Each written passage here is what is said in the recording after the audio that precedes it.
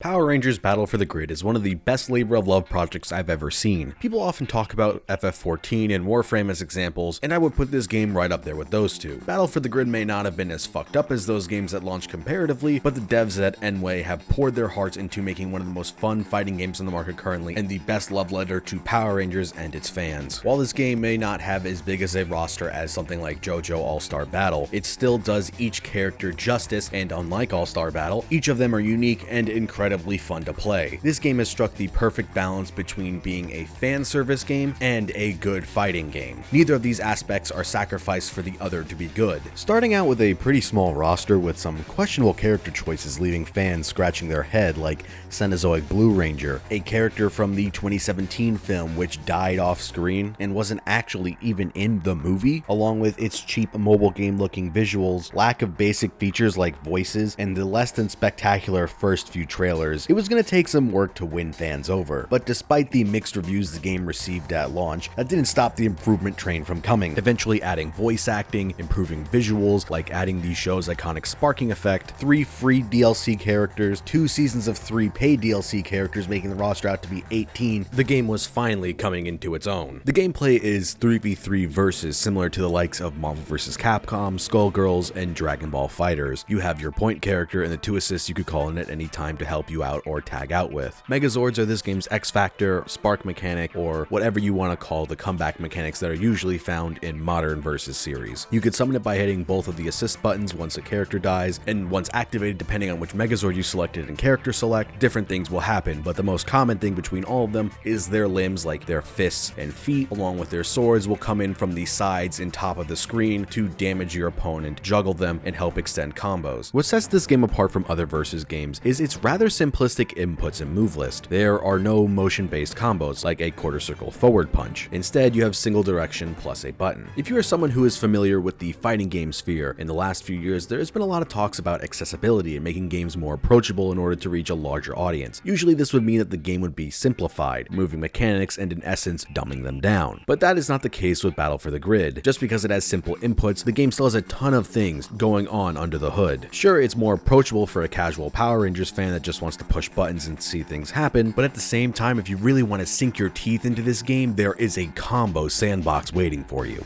This game is busted as hell in all the right ways. That always keeps me coming back to the versus styled fighters. I don't know what it is about versus games that I'd rather be styled on in Touch of Death than playing against peak strength Elena in SF4 or Abigail when he was at his peak in SF5. This game has a lot of degenerate stuff to the point where pretty much everybody is broken if you put your mind to it. You can find crazy setups and infinites with pretty much every character. Sure, some are easier than others to pull off. I'm looking at you, Release Quantum Ranger. But when messing around in the lab, the game's potential and variety feels limitless. Just messing around in training mode, testing out all sorts of teams can have you there for hours experimenting what you like the most, which I know doesn't sound appealing to a lot of people, but if you're really into fighting games or just the process of learning a game, you're gonna love this. I think what really helps this game is the fact that it's still getting patched, so degenerate shit isn't exactly the same forever, which killed the momentum in Marvel 3 and Infinite, with Capcom seemingly abandoning them, leaving teams like Zero May Cry, Morgan Virgil, Dormammu Dante, Ultron Dante as the best teams in their respective games. Hopefully, in the inevitable point of when this game stops getting supported, they'll end it on a high note with a really good patch. But despite my absolute adoration for this game, there are a few things that I think are still missing and are must-have features going forward. The biggest one is online lobbies to play with multiple people at once. It does have the Enway account system to play against friends directly, but honestly, that's not gonna cut it, and it's still pretty buggy when I try to invite friends. This one is really important to tournament play, and that is to give both players the option and ability to select if they want to go to rematch or to character select. This game only gives the option to player 1, and when I entered a tournament recently, I was player 2 and wanted to change my third character for matchup specific purposes, but player 1 just went right into the rematch, so I was stuck with my current team.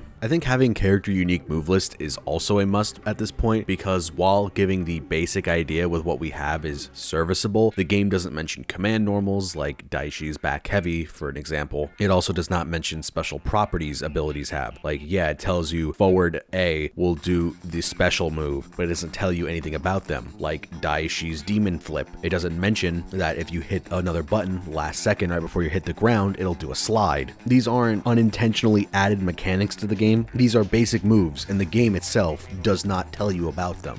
Not having character combo trials feels really weird, like just a part of the game is missing, because without them you just have to experiment for yourself or look stuff up on YouTube. But since the game is smaller, there isn't as many combo videos compared to something like Street Fighter, and because the game is patched and things are changed, they eventually become out of date and useless. Like, you cannot go and watch a Red Ranger launch combo video because they've changed how his focus attack works. These next few things aren't that important to address right away, but I still think they should, just for the sake of bringing more people to the game, and that's the Steam page. It's using out-of-date pictures that aren't properly sized, so these are the first thing people are going to see when they go to the store page for this game. It just creates a terrible first impression, along with the pre-order exclusive skins that are in the collector's edition appear to be $40 each because you could only get them by buying the collector's edition. I don't know if there's a way to just change how it's presented on the storefront, because as it is now, you just scroll down to the DLC and right there is a tab saying Pink Ranger skin, $40, but it's not really $40 for this skin.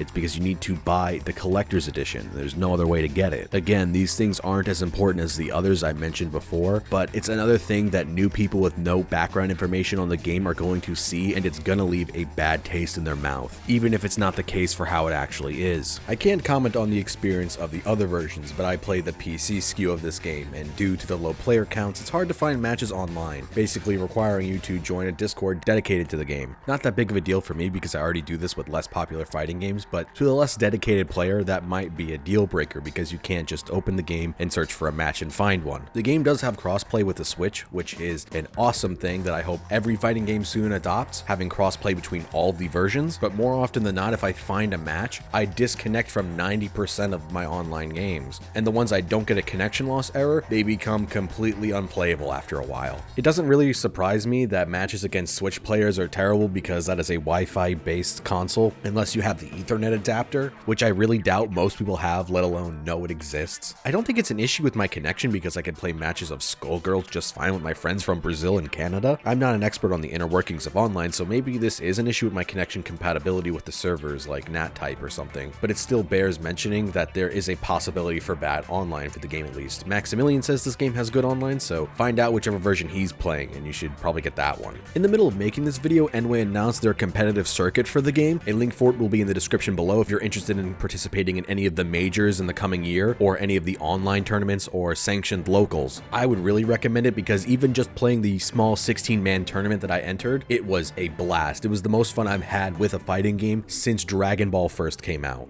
I don't really have anything else to say about the game since I'm about average at it and fighting games in general, so I'll end this off with my wish list for things I would like to see in the future. I would love to see more alternate colors and costumes. If costumes with the quality of the Mighty Morphing White costume come out, my nostalgia-loving ass will buy that shit up instantly, as long as they're fairly priced. More colors that you can unlock through progression would help give people something to do and work towards. This would be especially good for players who aren't just interested in solely grinding out ranked all day. I wouldn't want it to have to be a grind fest, especially when online matches are hard to find at certain times of the day or days of the week. Like, I personally just love playing this game on its own, but looking at Street Fighter V, people love the costumes and the colors you can unlock. Just don't make it super grind inducing. Frosty Fausting is this weekend, so maybe they'll show it off there and this part of the video will be slightly out of date, but the next thing I hope for is a Season 3, maybe even a Season 4. I like the current format of 2 Rangers and 1 villain, but the dream would be 4 Rangers, 2 villains. Here are some personal picks that I think would be really cool additions to the game. So Season 3, I would love any RPM rep, except for RPM Yellow, and that's not because I hate Summer. In fact, she's probably one of my favorite characters of the show. It's just that I don't see how they're supposed to make her Hot Wheels car launcher a weapon or integrate it into her move list without just completely making something different. If they did Gem and Gemma, the Gold and Silver Rangers, what they could do is have it similar to Android 18 in Dragon Ball FighterZ, where it is a point character and then they come in as assist on buttons and certain special moves. They could do it even crazier